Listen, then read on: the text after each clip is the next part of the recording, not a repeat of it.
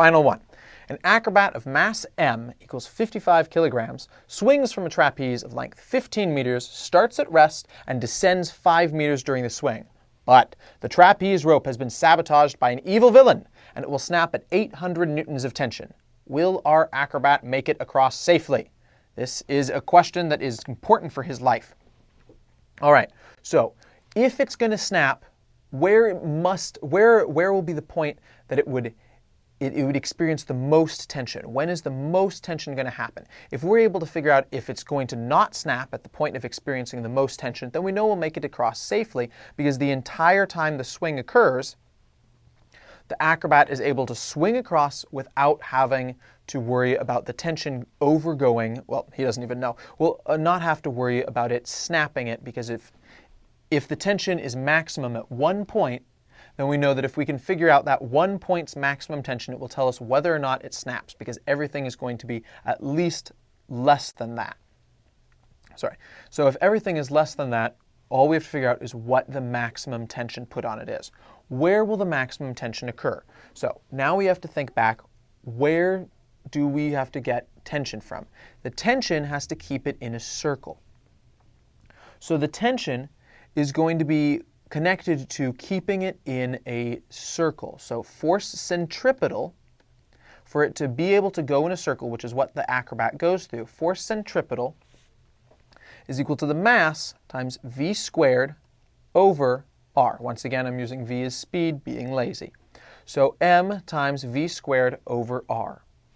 All right, so at what point will he be traveling fastest? At what point on the circle will the acrobat be traveling fastest? Well, it's going to be the point where he's converted all of his motion, all of his initial gravitational potential into motion, which is going to be the lowest point on the circle. That's going to have the largest v. So the largest v occurs at the bottom. Also, the largest v is when there's going to be the most fight between the tension of the rope and the gravity pulling him down. So mg is going to be pulling down, and the rope is going to have to give the centripetal force necessary to keep it in the circle, and also beat the gravity force that's trying to pull him down. So those two things combined will cause the tension to be highest at the very bottom. So that's the point we have to look at. All right, so we know that the energy initial plus the work equals the energy at the end. So the moment we want to look at, our snapshot, is going to be the moment of most tension. That's the point we want to check at and figure out if he's going to survive. And, well, yeah. So if he's going to survive, we need to look at that moment of maximum tension. So we're going to make that ending snapshot be when it's pointing directly down. So energy initial, is there any work that occurs? No, there's no friction, nothing happens. It's just a clean, smooth pivot. So all of the energy initial is going to be transferred into energy at the end. So energy initial is mgh is equal to 1/2 mv squared.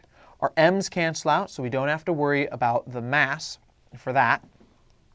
So gh equals 1/2 mv squared, so we've got the square root of 2gh equals v. We plug in our numbers, and we get that the v, and this is on the bottom, v at the bottom is equal to 9.9 meters per second. So that's how fast our acrobat would be traveling if the rope were definitely safe. So that's going to be, because remember, if the rope snaps, it will snap somewhere between here and here. After this, it winds up being safe, so all we have to do is test the most extreme point, and we'll be able to figure out if it snaps before it gets to the bottom. If the bottom tension is greater than 800 newtons, we know the rope snaps somewhere on the way to getting to the most extreme tension. We don't know precisely where yet. We could figure it out, but that'd be a more difficult question. All right, so we know that the V bottom is equal to 9.9 meters per second. What's the centripetal force necessary to keep him in a circle? That's what has to be on the acrobat in that. Force centripetal is equal to mass times the velocity squared divided by the radius. Well, what's the radius? What's the mass? We know all these things. 55 kilograms times 9.9 squared over 15 meters. We plug that into a calculator and we get 359 newtons is the necessary force, the necessary centripetal force, the necessary sum of forces to be able to keep him in that circle. So 359 newtons. So the centripetal force is pulling this way, right? So we've got tension is pulling this way, and it has to also be able to beat sum of mg. So we know that tension minus mg equals 359 newtons, equals that centripetal force. So tension equals 359 plus mg at the moment of maximum tension that that rope would experience if it were a safe, healthy rope. Remember, if it's not a safe, healthy rope, it might snap before we even get there, so the actual rope might not ever experience that tension because the most it's going to experience is 800 newtons before it snaps. We don't know if he'll make it yet. We've got to finish this problem. All right, 359 plus mg.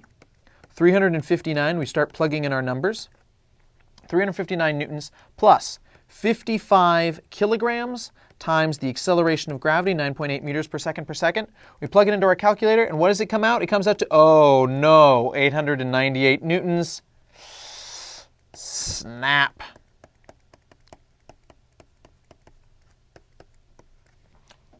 He doesn't make it. But on the bright side, there's a net underneath it. Let's draw in a net. The net catches him, and he works later, and he finds the villain who's responsible for it, and he puts him to justice. All right, great.